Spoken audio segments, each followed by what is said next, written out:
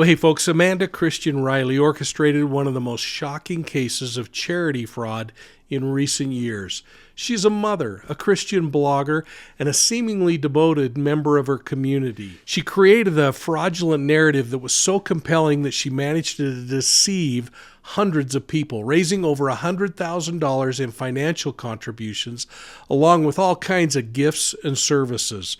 Her deception ultimately unraveled, leading to her conviction and a 5-year prison sentence. This comprehensive analysis explores the details of Riley's scheme, the legal case against her, and her post-conviction behavior, and the psychology underpinning her fraud.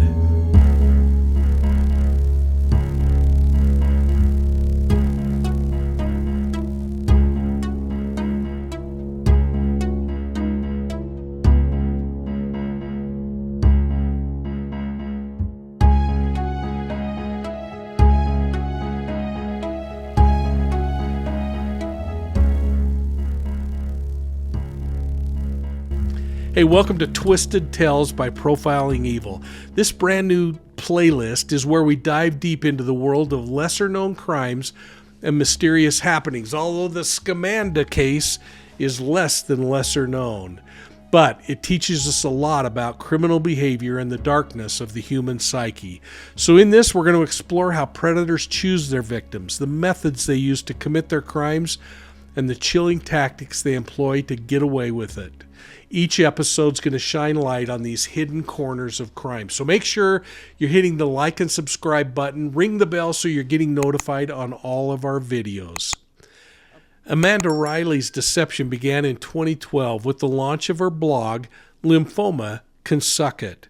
Through emotional posts, she chronicled a fabricated battle with Hodgkin's lymphoma, a serious form of cancer, folks.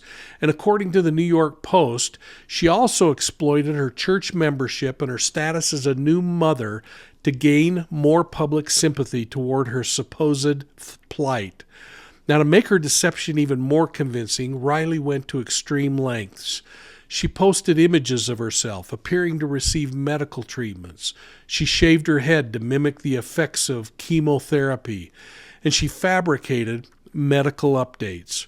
Her blog and social media accounts served as a hub for fraudulent fundraising, drawing donations from over 300 people and organizations who accumulated more than $105,000 in total. Now, Riley didn't just rely on passive donations. She actively sought financial assistance through various means. She set up an additional fundraising site that she called Support Amanda, featuring convenient Donate Now buttons. Now, this site, later outlined in the IRS's criminal complaint, falsely presented her as a patient undergoing expensive medical treatment.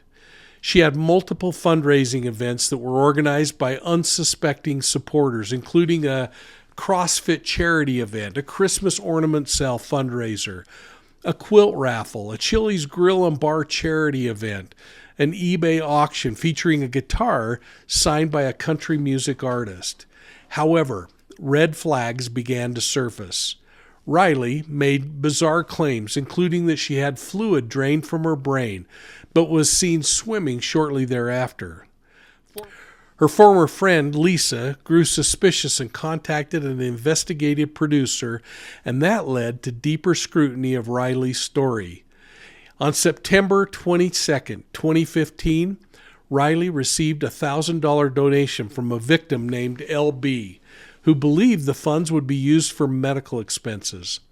This transaction, processed through Stripe, was deposited into Riley's personal bank account and would later serve as a crucial piece of evidence in that federal investigation that put her away.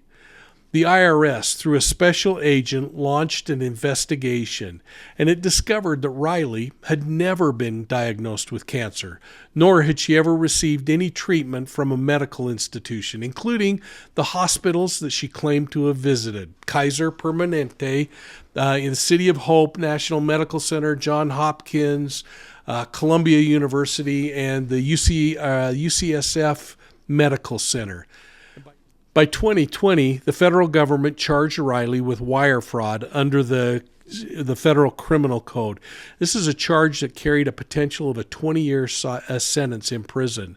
And in May of 2022, facing overwhelming evidence, Riley pled guilty to wire fraud, and she was sentenced to 5 years in federal prison. Now, prosecutors highlighted the emotional and financial damage that she had inflicted upon her victims, many of whom had given money out of genuine goodwill. During sentencing, the judge noted that Riley had the ability to fabricate elaborate lies, stating that the sheer premeditation of her fraud warranted a harsher sentence than the standard 18-month recommendation under the sentencing guidelines.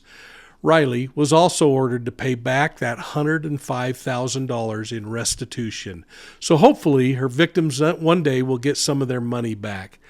And since her incarceration, Riley has continued exhibiting manipulative behaviors. She's been transported to emergency medical facilities 24 times in the first 18 months of prison. The government later revealed that medical staff had caught her holding her breath during oxygen tests just to fake respiratory distress. They also say she intentionally elevated her heart rate to manipulate the test results, and she attempted to interfere with her IV drip to exaggerate symptoms. Well, in June of 2024, Riley filed a motion to reduce her sentence, citing numerous medical ailments. However, the court denied her request after finding substantial evidence that she was once again feigning illness.